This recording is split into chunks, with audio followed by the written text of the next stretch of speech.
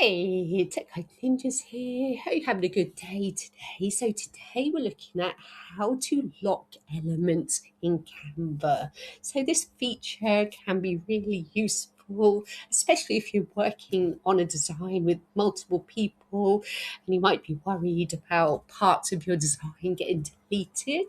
The lock feature kind of pins like an element of the design in place so it can't be deleted or changed. So to start with, open up your design. There we're going to take a look at this design I've got here. So at the moment the different elements are movable. I can move them about like this. So say I wanted to lock the text in place. All I need to do is click on the text and I have two options here.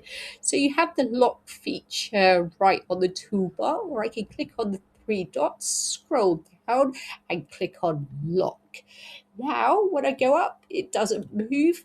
The text is stuck in place.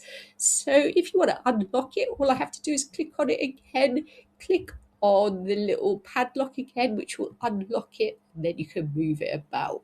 So that's it. That's how to lock elements in Canva. I hope that was helpful. Please like the video and subscribe. I will see you soon.